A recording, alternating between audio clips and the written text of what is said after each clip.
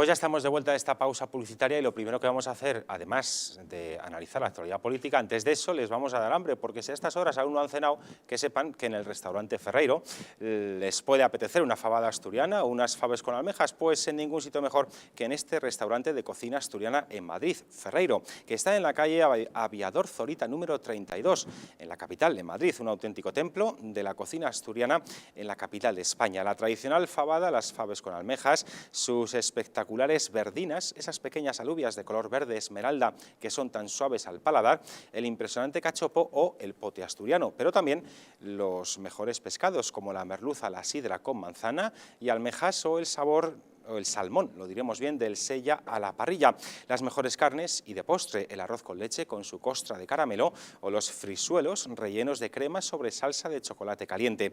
Un restaurante además para toda la familia y todo tipo de eventos con salones privados y hasta una mesa imperial para 32 comensales. El restaurante Ferreiro, el paraíso de la cocina asturiana, en la calle Aviador Zorita 32 de Madrid, una referencia para los amantes de la gastronomía, de la buena gastronomía, una referencia imprescindible. Y si les hemos dado hambre y aún siguen delante del televisor y no han salido a atracar la nevera, porque con esta descripción quién no se iría, pues nosotros seguimos con nuestro particular repaso a la actualidad política. Y nos hemos preguntado, al hilo de lo que está pasando en determinadas zonas de España, donde la actividad económica principal es el sector agrario, si quizá no va a perder el PSOE su apoyo en el sur de España y en zonas de alta actividad agraria, porque las manifestaciones en Extremadura podrían ser el embrión de un movimiento similar a los chalecos amarillos en Francia. Y es que en muchas zonas de España la subida del SMI del PSOE y Podemos no puede ser asumida por pequeños agricultores autónomos que contratan a varias personas. Desde el campo recuerdan que las dos subidas de salario mínimo han disparado los costes laborales un 40% y tampoco tienen margen porque les compran su producción a precios muy bajos. Y para muestra, un botón. Hemos tenido conocimiento de que hay plantaciones, por ejemplo, de naranjos que son propiedad de familias agricultores desde hace décadas. Pues bien, para estas familias resulta que están vendiendo sus naranjas al mismo precio que hace 20 años, cuando los costes del gasóleo, los impuestos o los fertilizantes o insecticidas, el coste de todo esto no es el de hace 20 años. Y lo mismo pasa con otros productos como el aceite de oliva o las aceitunas de mesa. Así pues, nos preguntamos si el Gobierno, que tan alegremente sube el salario mínimo interprofesional, no es consciente de que este incremento de costes laborales no es asumible por una buena parte de agricultores que llevan vendiendo sus productos al mismo precio que lo vendían hace 20 años. Juan Carlos Bermejo.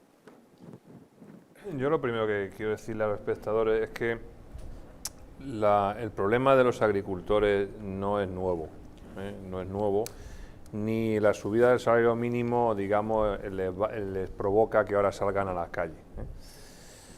El problema que tienen los agricultores en España es, lo acabas de decir tú, es que están vendiendo su producto a unos precios que son los de hace muchos años y que su margen comercial cada vez es más bajo. Y si tú tienes un margen comercial muy bajo, pues no puedes pagar salarios, ni suministros, etcétera. Pues, y entonces eso te lleva a la ruina. Los responsables de que los agricultores españoles estén en esta situación básicamente son tres factores. El primero es la corrupción que existe entre los intermediarios o mayoristas o grandes distribuidores del sector primario. La prueba es que ellos venden o sacan su producto, por ejemplo, pues un kilo de patatas lo pueden sacar a 10 céntimos, el agricultor, y lo estamos comprando en el mercado, el consumidor final, pues a 2 euros o 1,5, no sé, depende del tipo. Pero vamos, ahí ya ven ustedes la gran diferencia, todo el dinero que se queda por en medio. El segundo factor es la tecnología, es decir, España, como los agricultores no tienen margen, pues no pueden invertir tampoco en tecnología. Para improvisar, para que los cultivos puedan ser en más épocas del año, que puedan aprovechar mejor la tierra, que puedan aislarla también esas cosechas de, pues, tanto de ataques patógenos como de inclemencias meteorológicas, etcétera, optimizar de alguna forma ese entorno de trabajo, pues no pueden invertir, y la tecnología que tiene España, pues no, ahora mismo los agricultores españoles no están compitiendo con la de otros países en el mundo. Y la tercera causa es la nula influencia que tiene el gobierno español en las negociaciones internacionales dentro de lo que son las importaciones y exportaciones del sector primario. No olvidemos que los gobiernos deciden a nivel mundial qué entra y qué sale dentro del sector primario, por su frontera y en qué condiciones. Y, por ejemplo, España tiene acuerdos por los cuales gran cantidad de provisiones tiene que provenir de Marruecos. Estos son acuerdos que han establecido. ¿Y eso quiere decir que es que Marruecos es el gran beneficiado de todo esto? Pues no, porque las empresas que están explotando en Marruecos esas plantaciones, pues no son marroquíes, algunas son españolas, que son además especuladores, que ya dije antes, de esa corrupción que hay entre la distribución, y luego son también de otras localizaciones, pues muchas son holandesas, otras son británicas, otras son de Oriente Medio, o sea, todo esto está provocando que el agricultor español cada vez tenga unos márgenes menores y, claro, ahora le viene mal, lógicamente, una subida del salario mínimo interprofesional, que es muy pequeña, porque realmente los trabajadores en el campo cobran muy poco, pero que ahora ya, pues, bueno, les da ya esta explosión para salir a la calle. Pero insisto, esas son las tres causas. Primera, la corrupción en los intermediarios, la falta de inversión tecnológica y la nula influencia del gobierno español internacionalmente, no la subida del salario mínimo. Yo, si me permitís, estando de acuerdo con lo que ha dicho Juan Carlos, pero creo que has hecho un análisis, digamos, de macro. Luego vamos al micro, a la familia que efectivamente no puede pagar esa subida del sueldo mínimo.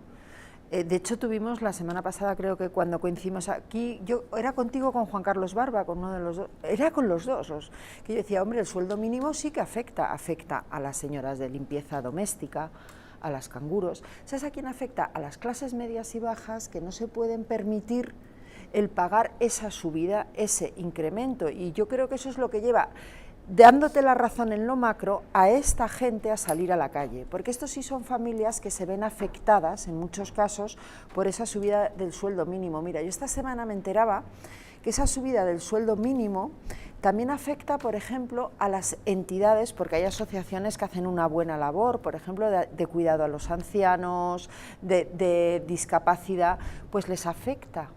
Van a reventar muchas entidades, por ejemplo, ayuda a la discapacidad, porque esa subida del sueldo mínimo les impide seguir pagando los sueldos que pagan a la gente que tienen con la pequeña subvención que reciben de la administración. Es decir, que al final el sueldo mínimo no tendrá un gran efecto en lo macro, pero sí está afectando a lo micro, a lo real y muchas veces a los más vulnerables. Y con respecto a lo que has dicho, yo estoy totalmente de acuerdo con lo que has dicho, cómo se negocian las cuotas. Yo recuerdo a Loyola de Palacio, que en paz descanse, cuando llegó de ministra de Agricultura, o recuerdo a José María Aznar diciendo de aquí no se mueve nadie en toda la noche porque yo sigo negociando cuotas. Y lamentablemente hoy no tenemos un gobierno que haga eso. Aquí hay que sentarse, ponerse muy serio, negociar esas cuotas que yo llamo soviéticas, como a la PAC, que al final no es más que un plan quinquenal, ¿no? Y decir, señores, de aquí no nos levantamos de la mesa hasta que se suban las cuotas de España y hacer una verdadera negociación, pero como estamos a otros intereses que no son precisamente los de España, pues nos pasa lo que pasa. No sé si estás de acuerdo conmigo, Juan Carlos, en lo que he dicho del micro, que sí que realmente, te lo digo en serio, gente muy afectada por la subida del sueldo mínimo. Sí, y lo sé de lleno porque además soy presidente de una asociación de enfermos y precisamente como tenemos unos gastos muy limitados tenemos a personas que colaboran, les pagamos una nómina, son contratos parciales y esto sí que nos afecta ahora a las cuentas de eso. Pero insisto, yo como presidente de esa asociación lo que tengo que hacer es intentar generar más fondos y poder pagar eso. O sea, en ningún caso quiero ni voy a poner eso como excusa para decir que la fundación no puede seguir, porque honestamente yo sí estoy a favor de que se suba el salario mínimo, pero también estoy a favor de que a las empresas se les bajen los impuestos y se les bajen las cotizaciones sociales. Y eso es un debate, a lo mejor, César, que podemos abrir en otro momento más, o ahora más mismo, oportuno, si quieres tú. porque hay, o sea, quiero decir, hay fórmulas en la economía. Yo soy partidario de bajar los impuestos directos, ¿de acuerdo?, que son los que de alguna forma manejan las personas, la empresa, etcétera. Bajar sociedades, bajar IRPF y cotizaciones sociales. Eso, yo soy partidario de hacer eso, pero en contraprestación sería partidario de subir el IVA, ¿de acuerdo?, el impuesto indirecto. ¿Por qué? Porque ahí es la decisión de cada persona cuándo realiza el gasto. Lo firmo. ¿De acuerdo? Es verdad que hay productos que hay que proteger en ese IVA porque son más de primera necesidad y hay que conservar IVAs reducidos en determinados aspectos, pero oye, si tú te quieres comprar algo es tu decisión, ¿de acuerdo? Y hay necesidad, según sea. Sí, pero ya tienes, tú puedes elegir en un marco. Por eso digo que los que son de necesidad, el IVA tiene que estar reducido para proteger ese posible... ¿Qué productos entiendes tú que son de necesidad? Bueno, yo creo que son los que son necesarios para nuestra vida diaria, es decir, la comida, la ropa, la cultura, ¿Por qué? La educación. Bueno, me refiero a la cultura asociada a la enseñanza, ¿no? Es decir, yo me explico, ¿no? Sí, vamos a ir a los Goya.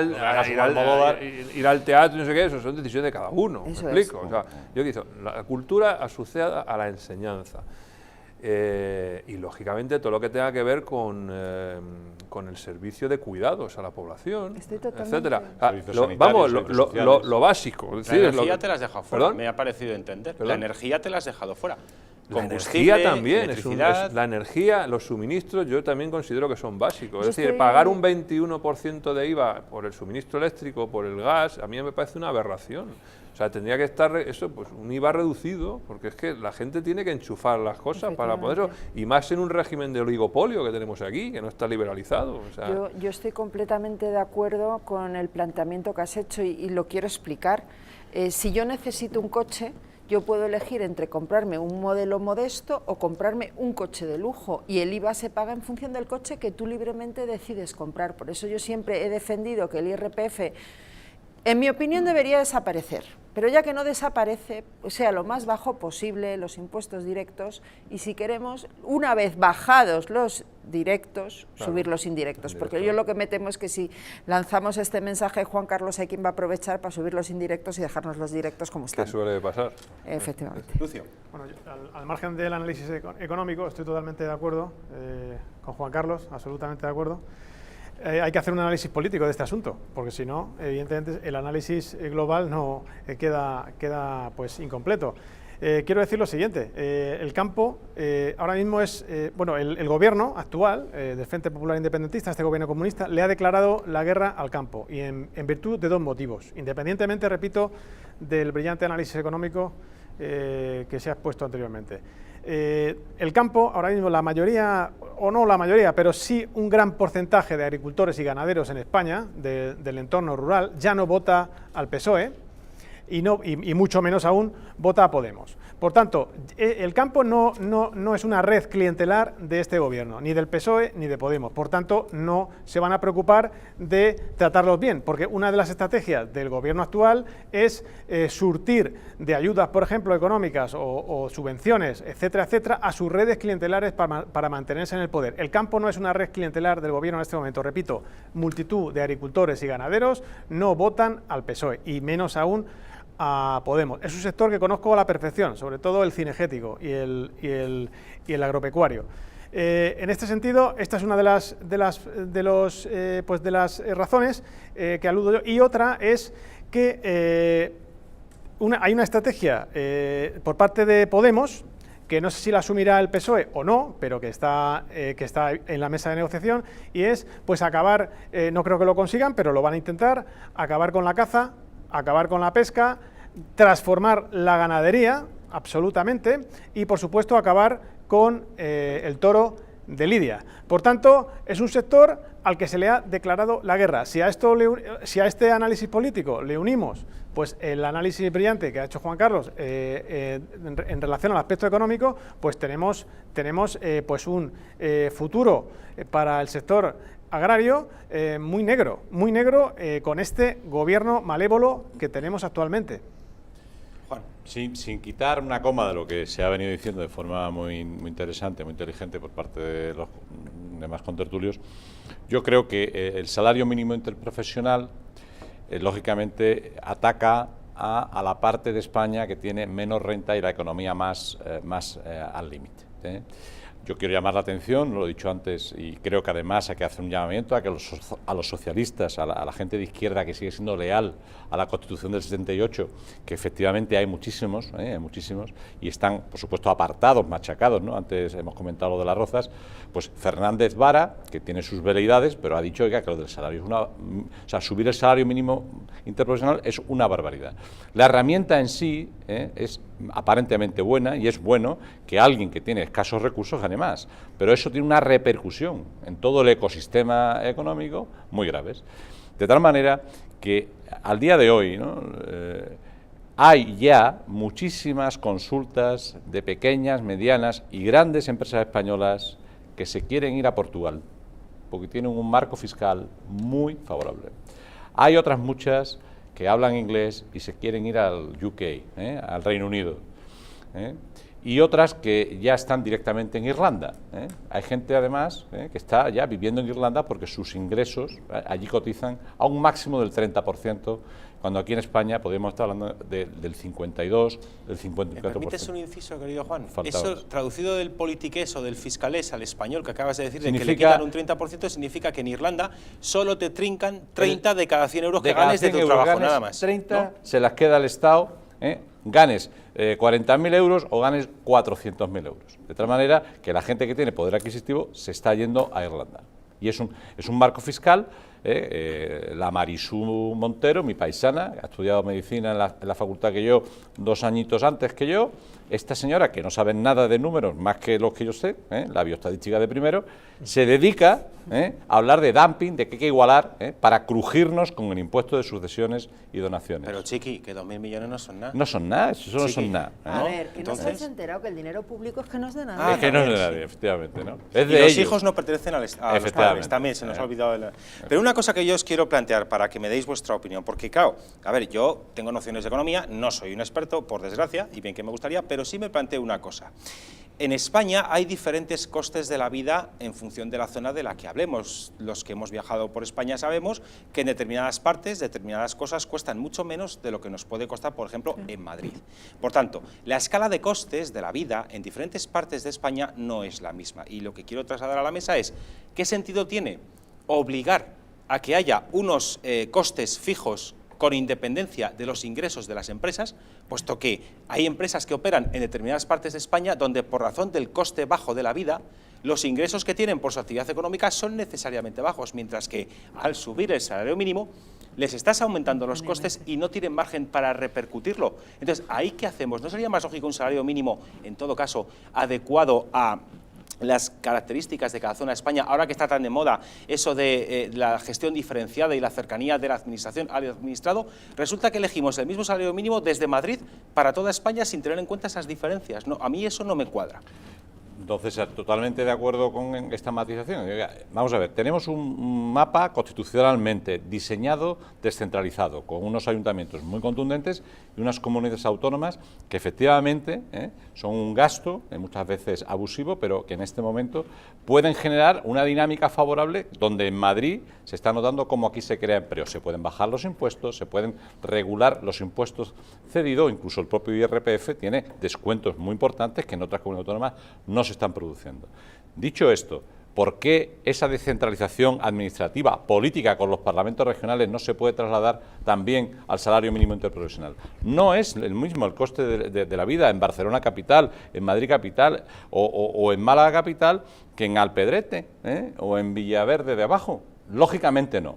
Y esa flexibilidad, que por cierto van a reventar en la reforma laboral que ya se está deliberando en estas últimas horas por parte del Consejo de Ministros, quieren volver a darle peso a los sindicatos quitando el convenio de empresa, Pues esa libertad ha conseguido que haya empleo.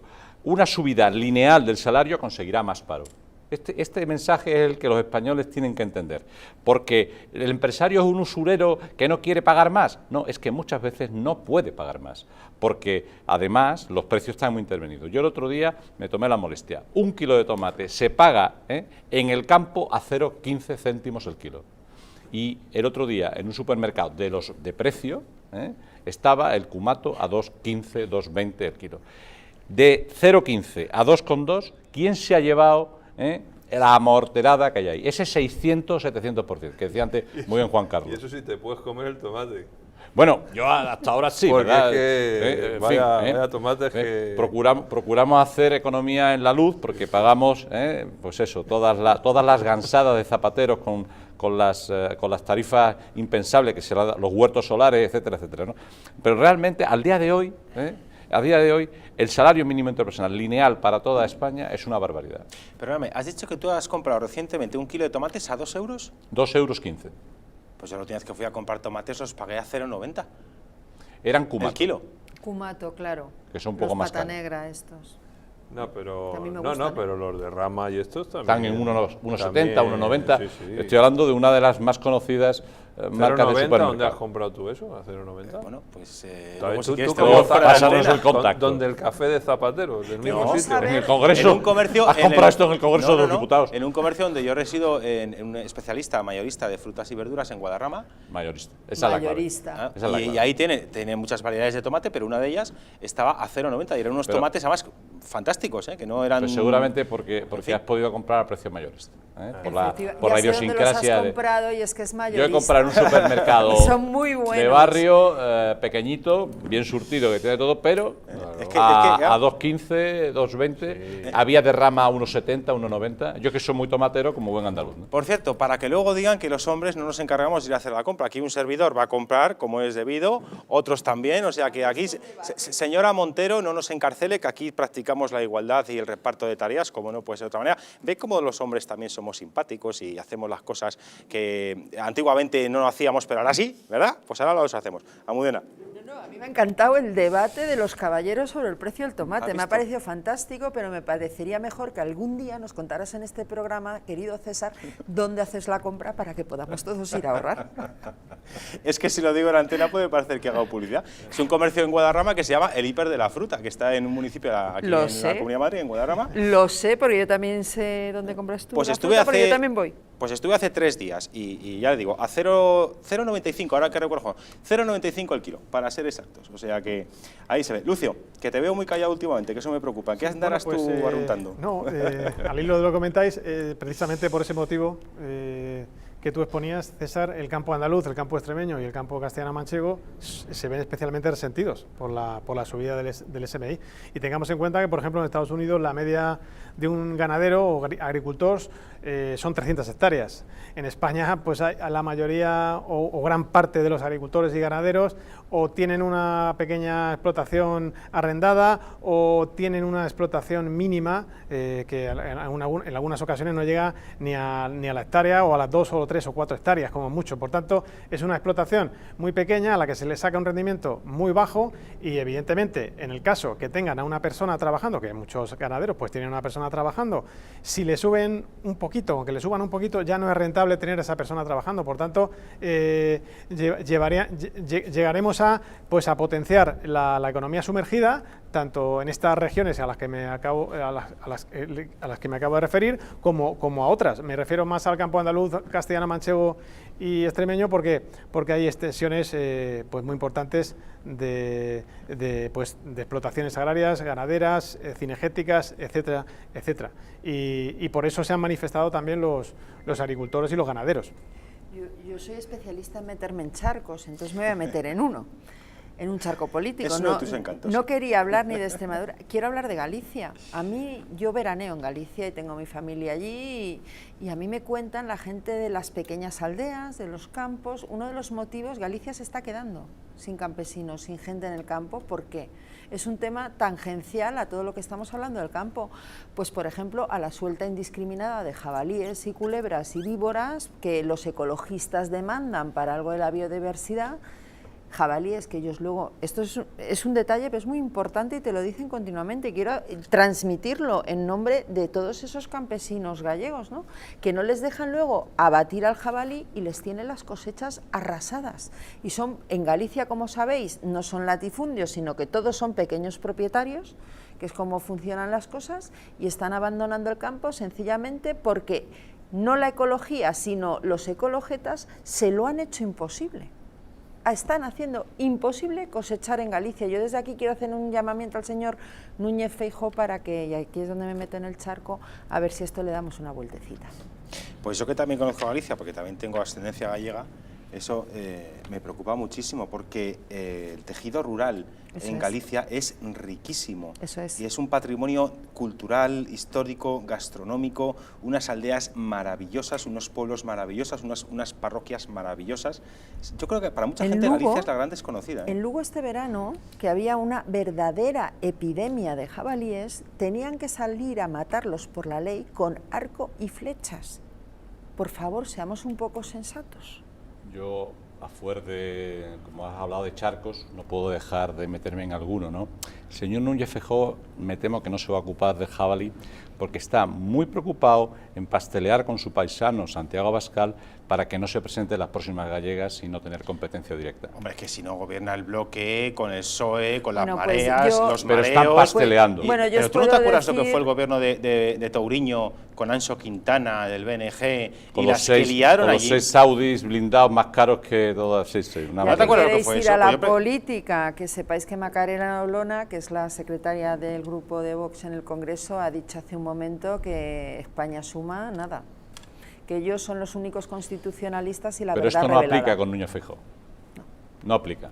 Y ojalá me equivoque, pero ya veremos. Bueno, es que Vox en Galicia, los resultados no han sido estupendos. Pero eso no es casualidad, es que no se presentó por decisión de Abascal de mutuo acuerdo con Núñez Feijóo, de lo cual puedo dar fe porque yo andaba por allí. Pues luego me lo cuentas, ¿eh? Pues antes de pasar a la siguiente pausa de publicidad y al siguiente tema, no me resisto a plantear en la mesa, porque otra de las derivadas de esta conflictividad que se está viviendo en muchas zonas de campo en España por la subida de los costes, por el salario mínimo, pero también porque no tienen margen para poder repercutir esos costes en su producción, puesto que es imposible que puedan vender más caro la producción agraria, quería plantear a la mesa si creéis que este descontento, o más que descontento, esta situación grave y acuciante de que no es posible ganarse la vida en el campo a pesar de que uno se mata a trabajar, que es, yo creo, más exacto para lo que está ocurriendo, ¿creéis que esto puede derivar en una situación como la de los chalecos amarillos en Francia, Almudena?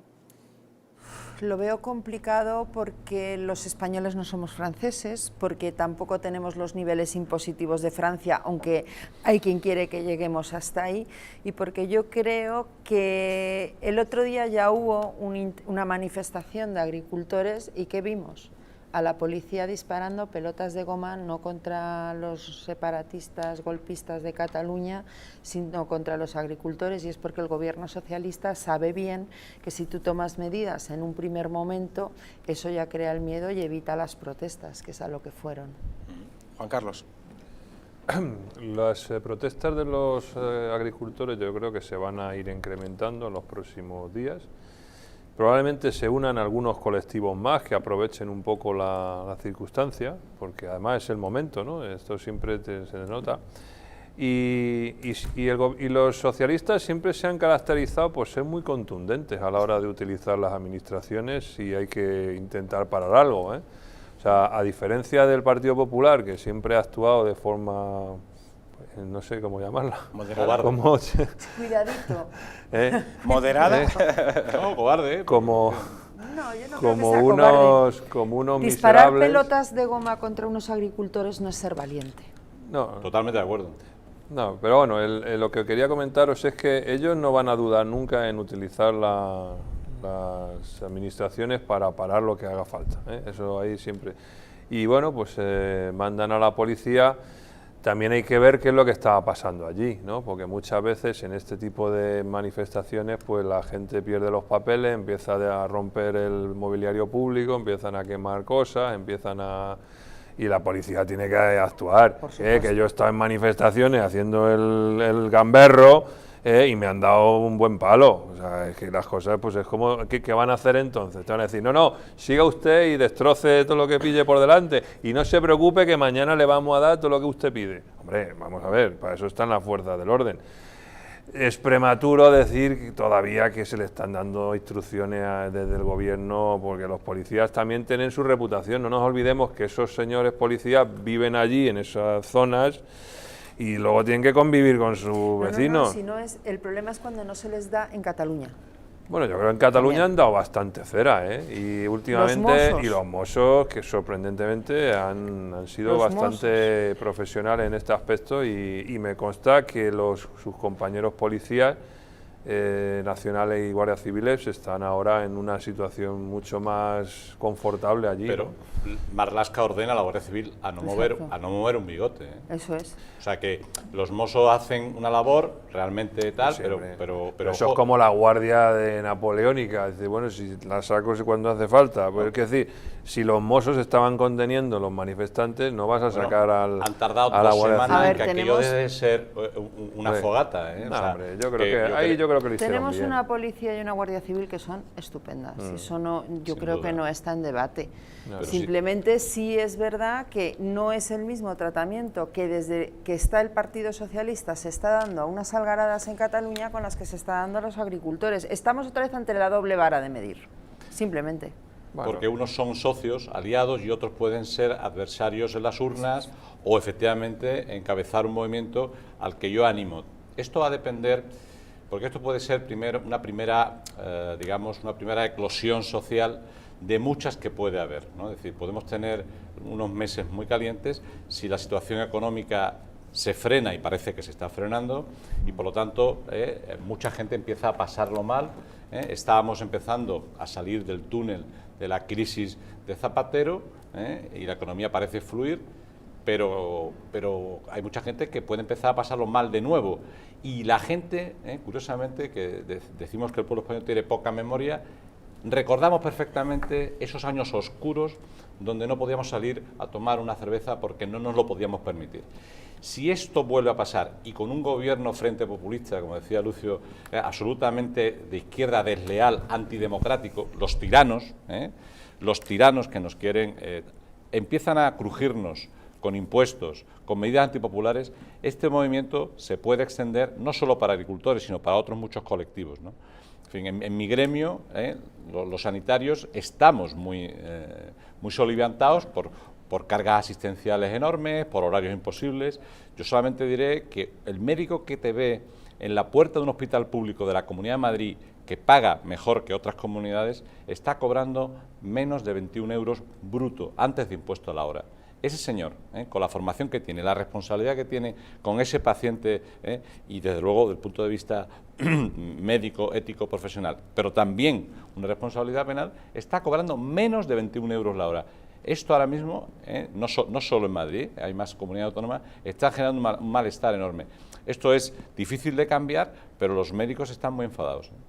Pero sin embargo, fijaros, la nueva ministra de Trabajo, Yolanda Díaz, entre las muchas cosas que ha dicho para justificar este incremento del salario mínimo interprofesional a 950 euros y además confirmar que no va a quedar ahí la cosa, sino que su objetivo es llegar hasta los 1.200 euros netos mensuales como salario mínimo legal en España, pues desde otros colectivos se preguntan, ¿y qué hay de lo mío?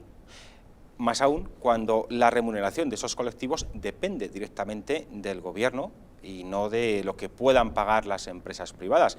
Nos estamos refiriendo al ejército en general, pero en concreto a los soldados rasos, porque también recientemente en estos días la Asociación de Tropa y Marinería Española, que engloba a los soldados rasos de los 3 ejércitos, de tierra, aire y armada, ha llegado a publicar que la inmensa mayoría de los soldados rasos de esos 3 cuerpos del ejército, en muchas ocasiones la nómina neta total que perciben es de solamente 902 euros mensuales. Entonces, señora ministra de Trabajo, señora Yolanda Díaz, que se me había olvidado momentáneamente el nombre, ¿por qué no se puede vivir en el sector privado cobrando 900 euros? pero en el sector público que depende de usted, a la tropa, a los soldados rasos de los 3 ejércitos, les tiene este gobierno cobrando 902 euros. ¿Esto qué pasa? ¿Que no interesa políticamente mejorar las condiciones salariales de nuestros soldados, de nuestros militares profesionales de base, o esto cómo es? ¿O es que no da votos? No sé. Es un tema de que no se quiere, el tema presupuestario al fin y al cabo, ¿no? Es decir, ellos dan prioridad a otras cosas. Es más, en algunas mentes pensantes ya ha desaparecido que haya riesgo, ¿no? Riesgo, digamos, bélico, y entonces intentan ya de alguna forma decir, bueno, si es que aquí el gasto en defensa, esto ya no, si aquí nunca pasa nada, o sea, esto es hasta la mediocridad en la que estamos llegando.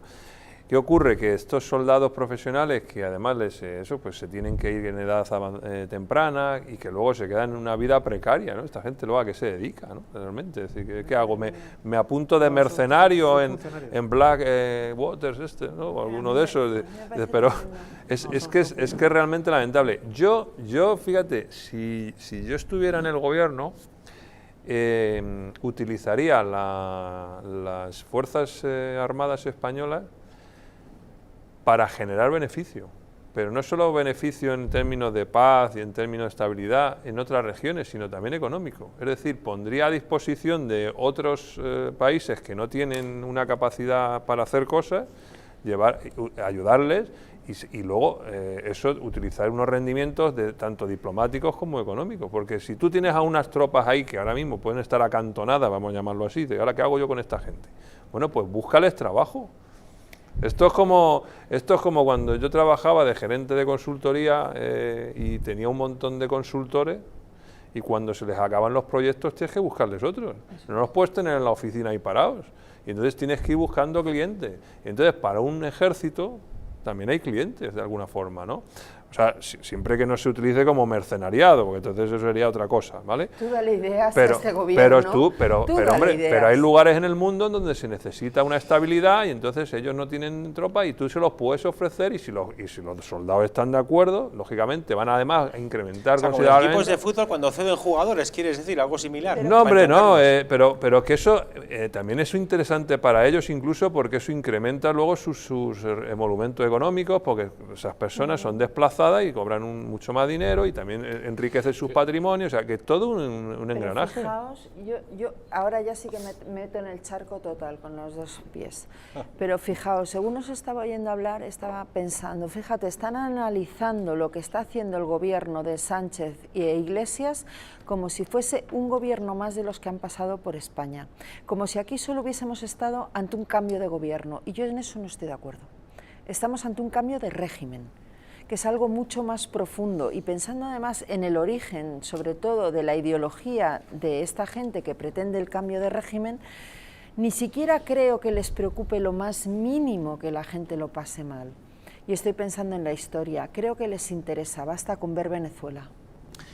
Pues tenemos que hacer otra pausa para la publicidad y a la vuelta hablaremos de esa nueva ideología que a lo mejor sube los altares con este nuevo gobierno, que es el animalismo y el veganismo. Hasta unos minutos.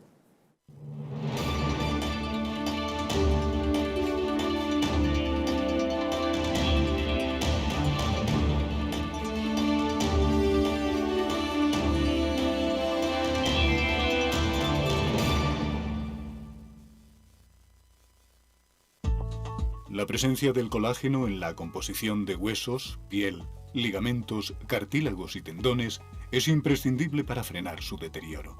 Sin embargo, a medida que envejecemos, su producción se reduce. Colacel Antiox de Mundo Natural combina en una misma toma colágeno hidrolizado puro, antioxidantes, ácido hialurónico y vitamina C, que contribuye a la formación normal de colágeno. Haz del tiempo tu gran aliado. Colacel Antiox.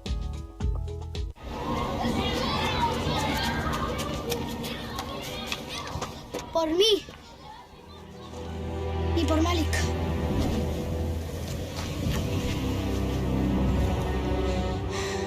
Y por Hassan.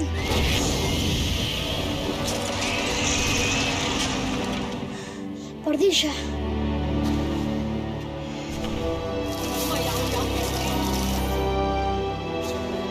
Por Samuel y Fernanda.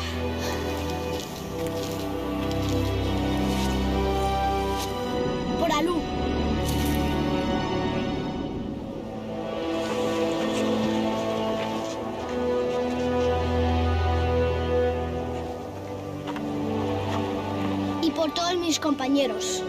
Esto no es un juego de niños. Entra en portodosmiscompañeros.es y ayuda a UNICEF a cambiar las reglas. UNICEF, hacemos que las cosas sucedan. Un auténtico templo de la cocina asturiana en la capital de España. Un restaurante para toda la familia y todo tipo de eventos, con salones privados y hasta una mesa imperial para 32 comensales. La tradicional fabada, las faves con almejas, sus espectaculares verdinas, esas pequeñas alubias de color verde esmeralda tan suaves al paladar, el impresionante cachopo o el pote asturiano. Pero también los mejores pescados, como la merluza a la sidra con manzana y almejas o el salmón del Sella a la parrilla. Las mejores carnes y de postre, el arroz con leche con su costra de caramelo o los frijuelos rellenos de crema sobre salsa de chocolate caliente. Y como aperitivo, ese bollito horneado relleno de chorizo asturiano. Restaurante Ferreiro, el paraíso de la cocina asturiana, en la calle Aviador Zorita 32 de Madrid.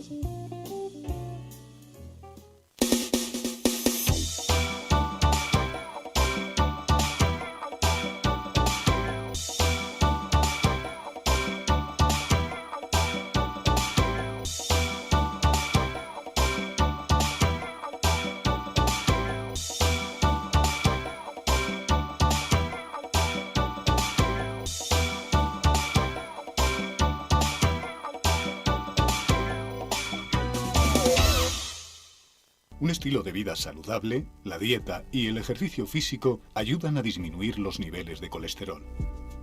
Divecol Forte de Mundo Natural contiene cardo mariano, coenzima Q10 y levadura de arroz rojo que aporta 10 miligramos de monacolina K que contribuye a mantener niveles normales de colesterol sanguíneo. Protege tu corazón, protege tu salud. Divecol Forte de Mundo Natural.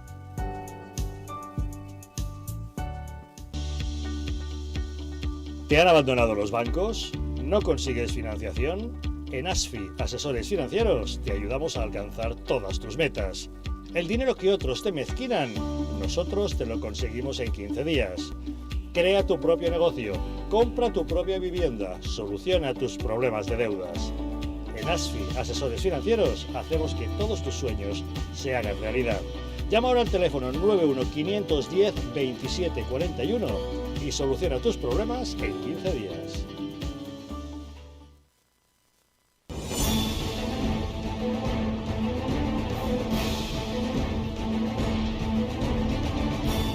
Si la España nación de naciones va a llegar. Visca Cataluña, lliure y soberana. Diré que yo soy el endacari más peligroso para sus intereses. Independiente en forma de república. Todos estos que acaban de ver hablan mucho, muchísimo, posiblemente hasta demasiado en el resto de canales. Y se les hace una crítica, pero pequeñita. Aquí va a ser al revés, en Distrito TV va a ser al revés. Aquí ellos van a poder hablar, por supuesto, pero la crítica va a ser mucha, muchísima, va a ser tremenda. ¡Hala! Con España a Cuesta, todos los domingos de 10 a 12.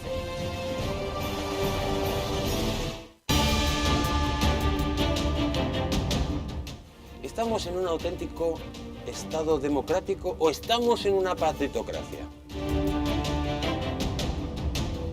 Porque este programa se hace para ustedes. La ciudadanía está quedando atónita a lo que estamos viendo. Vamos a ver cosas que nunca se imaginarían. Lo que ha pasado en España demuestra que Falconetti no es tonto. Que la democracia, ¿qué es lo que es, amigos? El imperio de la ley. Esta izquierda rancia lo que quieren es exterminar todo aquello que no piensan exactamente igual. El castigo va a ser terrible para todos los partidos. Porque se avecina una crisis de unas dimensiones estratosféricas.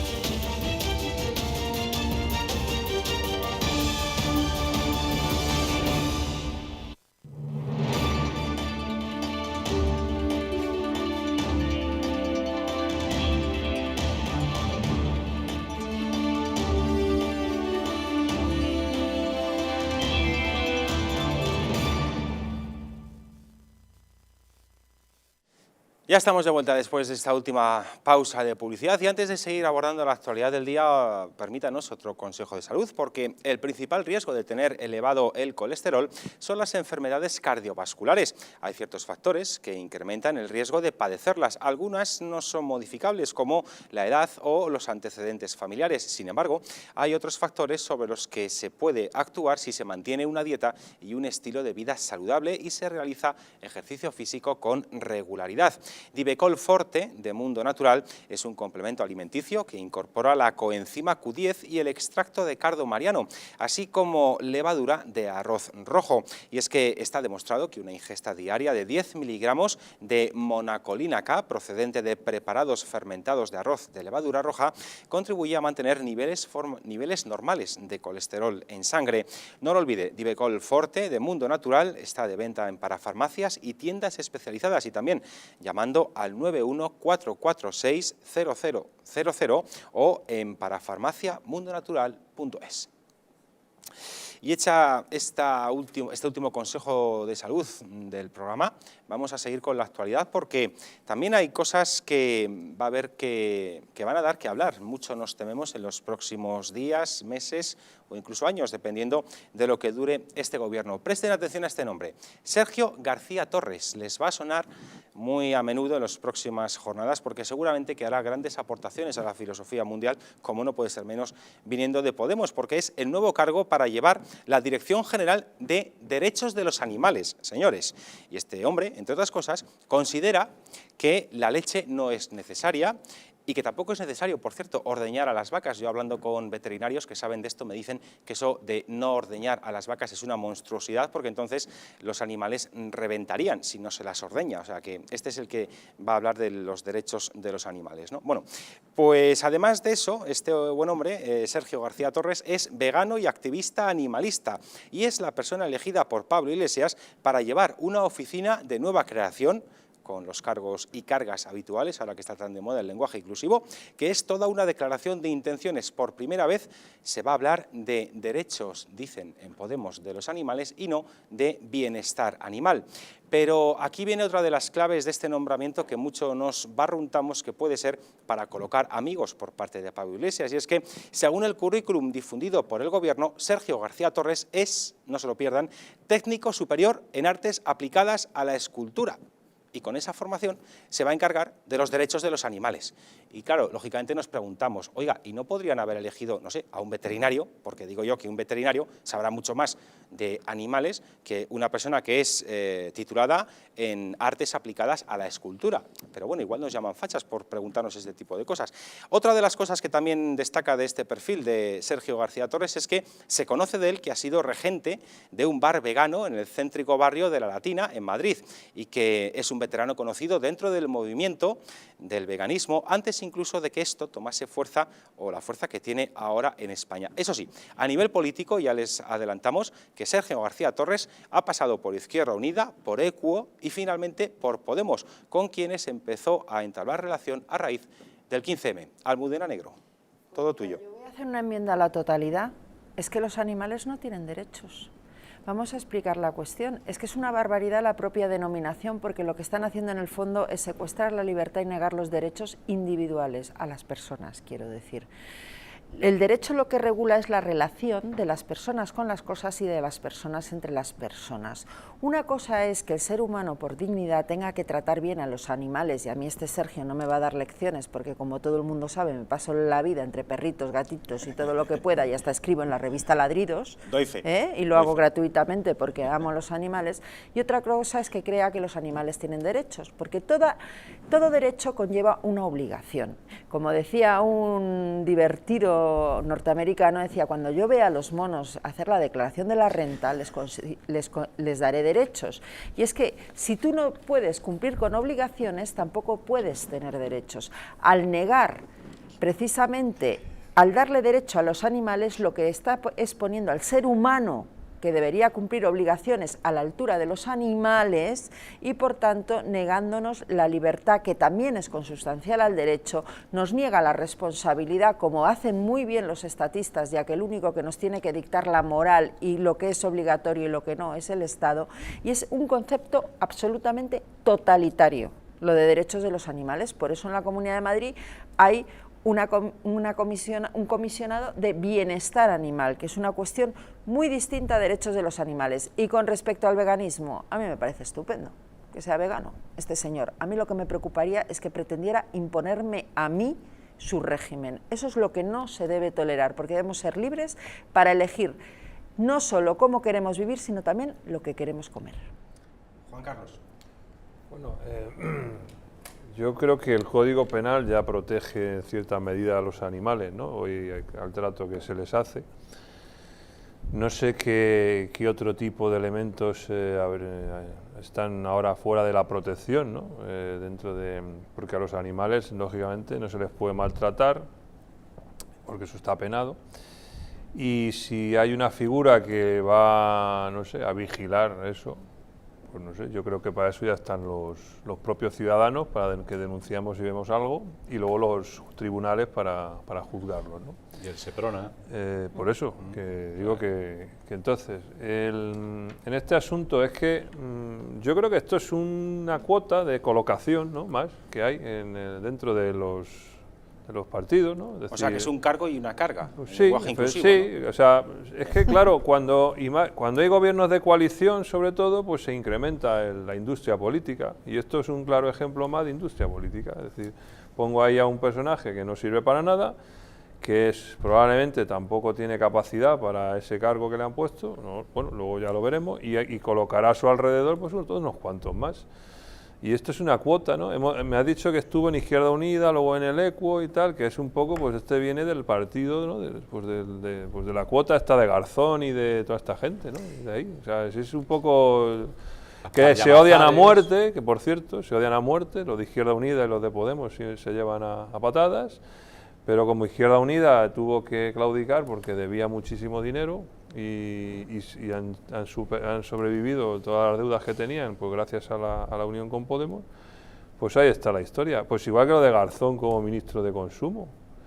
Pero si el hombre sabe sumar y restar con dificultad, y le han puesto ahí de ministro de Consumo, pues bueno, entonces, ¿qué le vamos a hacer? A consumir con un gran salario. Creo que está muy triste porque lleva un mes de gobierno y de momento no le han dado protagonismo. No le llaman. No le llaman y no salen los medios. Yo creo que, en fin, sin frivolizar, porque es un tema de fondo al mismo tiempo, ¿no?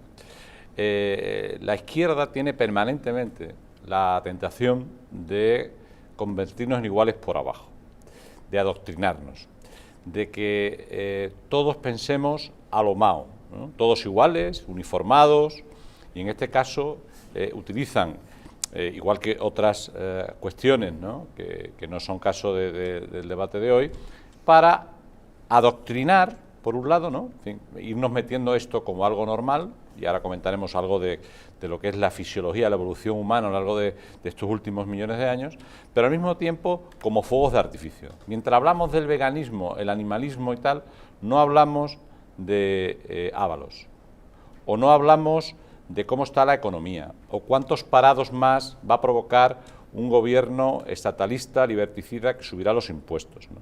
Entonces, yo creo que es un poco esto, ¿no? Es decir, vamos a hacer un poco con todo mi respeto hacia Juan Tamariz, de prestidigitador, ¿no? Vamos mientras muevo esta mano, con la otra, pues pongo al CNI a investigar a quien me pueda socavar un gobierno, o a tapar las grandes barbaridades que ha hecho Villarejo con la fiscal general del Estado, ¿no?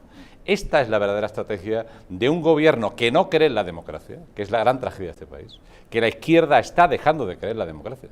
Y eso es lo que yo llamo en redes sociales la izquierda desleal, ¿no? Afortunadamente queda una izquierda leal, que cree en la democracia, que cree en la alternancia, que cree en la posibilidad de hacer elecciones libres, cosa que cada día que pasa con un gobierno de los picapiedra en este país es más difícil.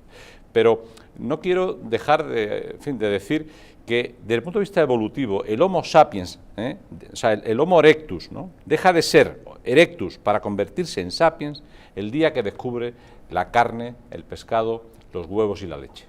De tal manera que desde el punto de vista de la nutrición básica del cuerpo humano, nosotros necesitamos la vitamina B, que está en la proteína animal. Y si alguien libre, voluntariamente, quiere, lo hace, porque me parece fenomenal que pueda hacerlo, creo profundamente en la libertad individual, pero quiere, es decir, la fisiología de ese español, de esa española, no va a modificarse porque su ideología le lleve a comer de una determinada manera. Igual que si comes solo carne roja, se te va a poner colesterol hasta las cejas, pues si no comes nada de carne, nada de huevo, nada de pescado, pues vas a tener serios problemas neurológicos a medio y largo plazo.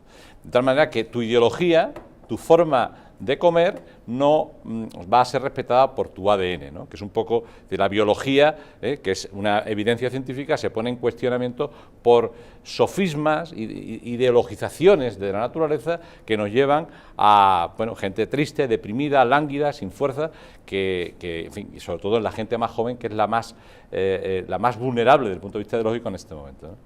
Y después tampoco puedo, y perdóname César, porque estoy acaparando muchos minutos, pero, o sea, que aquí se trata de que podemos abortar al que sea, cuando sea, me refiero a abortar niños, seres humanos, en el vientre de una mujer, sin ningún tipo de control, sin ningún tipo de cortapisa, sin que nadie pueda decir nada, porque si no viene el doctor Poveda y lo detienen, lo detienen por cualquier excusa, pero lo detienen y lo sacan de delante de las clínicas abortivas donde suele hacer sus manifestaciones pacíficas, absolutamente humanas y razonables, pero tenemos que darle ahora muchísimo cuartelillo al zorro que se come las ovejas o cualquier veleidad que les dé, porque esto da, lógicamente. Entonces, yo desde un punto de vista, en fin, antropológico, pienso que las personas, desde la concepción hasta la muerte natural, ojo con la eutanasia, van a acabar con la lista de dependencia a base de inyecciones letales. No tardaremos en tener esta ley funcionando en nuestro Congreso. Entonces, derechos animales dentro de un orden, pero desde luego, sobre todo, los derechos de las personas, derecho de reunión, derecho de opinión, derecho de asociación, que al día de hoy me temo que en poco tiempo veremos que podemos echar en falta. Pues para que se vean también las diferencias que hay entre un tipo de nombramientos y otros, para cuestiones que tienen un perfil muy diferente, porque con la excusa de la protección animal, bajo la cual nadie en su sano juicio va a estar en desacuerdo, lo que está haciendo el Gobierno central es meter otra clave ideológica, que es vulnerar derechos humanos o, como decía Almudena, equiparar los derechos humanos a los derechos animales, lo cual supone de facto rebajar lo humano a la categoría de lo animal, porque si equiparas en derechos a humanos y animales, implícitamente estás rebajando lo humano a lo animal. Esto es básico, lo puede entender hasta un estudiante de primero de filosofía, ¿no? Pero al margen de eso, es que resulta que los perfiles que se eligen para determinadas funciones son muy diferentes, porque Almudena Negro, citada antes a la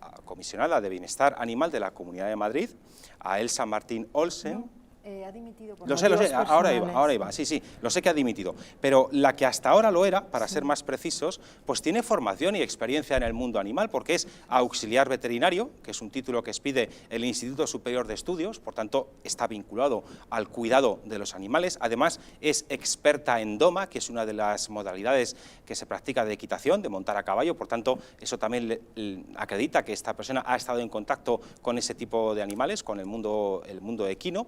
Además ha dirigido un centro de cuidado canino, un centro de una protectora de animales también, con lo cual se ve el perfil. Y la persona que lo va a sustituir, Pablo Altozano, pues es licenciado en farmacia, con lo cual tiene, tiene vinculación con el mundo de la salud, está directamente relacionado con el tema, tiene conocimientos. Frente a eso, Sergio García Torres, que va a ser el director general de Derechos de los Animales, ¿qué titulación tiene? Técnico superior en Artes aplicadas a la escultura. En fin, me quedaba por pedirle palabra a Lucio Muñoz y yo creo que con esto ya cerramos el bloque y el programa. Lucio, adelante. Sí, bueno, para terminar, simplemente decir que el animalismo, independientemente de lo que acabáis de comentar, que estoy de acuerdo con las exposiciones anteriores, el animalismo es ahora mismo un movimiento pues, afín a la izquierda, y es una herramienta al servicio de Podemos para poner en práctica un proyecto ideológico, político, que coarta las libertades, por supuesto, sectario y totalitario, que consiste pues en terminar con el sector agrario, que no les interesa para nada. Como he dicho antes, no es una red clientelar de la izquierda en este momento, y tienen programado para esta legislatura terminar con la caza, con la pesca, como he dicho antes, y con el toro de Lidia, y transformar la ganadería. Por eso el campo debe luchar y por supuesto, no legalmente, evidentemente, no sé si tienen que hacer lo de los chalecos amarillos o simplemente quedarse al margen de esas acciones ilegales. Yo creo que no, yo creo que deben luchar legalmente, pero deben luchar porque este gobierno, por una parte, marketingianamente lanza unos mensajes político-electorales relativos a que quiere ayudar a la España, denominamos, entre comillas, vaciada, porque no me gusta ese término, y por otro está contribuyendo a vaciar a esa España rural, un término que me gusta más a mí, con estas políticas que quiere llevar a cabo. Por tanto, el sector agrario y ganadero, el sector conformado por ganaderos, agricultores, etcétera, pues se tiene que poner las pilas, entre comillas, y luchar esta legislatura si no quieren que acaben con ellos. Y por último, ya termino, César, hay un proyecto malévolo de Podemos que es, digamos, sustituir, en este caso, a agricultores y ganaderos españoles por futuros españoles africanos que quieren traer de África. Por tanto, este es un proyecto ya que no vamos a hablar aquí en este momento, y además no hay tiempo, pero que es un proyecto que tiene Podemos encima de la mesa. Espero que PSOE no esté de acuerdo con este proyecto.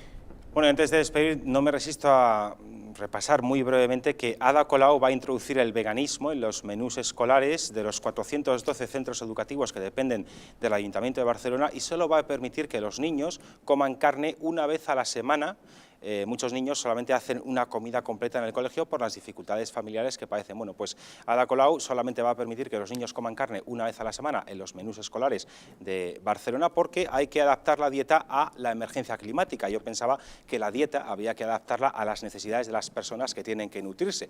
Pero, en fin, estas cosas que tienen los activistas metidos a gobernantes. No tenemos tiempo para más, me están regañando en realización, y con toda la razón del mundo, por cierto. Así que, Lucio Muñoz, muchísimas gracias por haber estado con nosotros. Muy buenas noches. Muchísimas gracias a ti, César. Almudena Negro, muchísimas gracias por haber estado con nosotros. Prometo no profesar nunca la religión esta animalista. No esperábamos menos de ti, querida Almudena.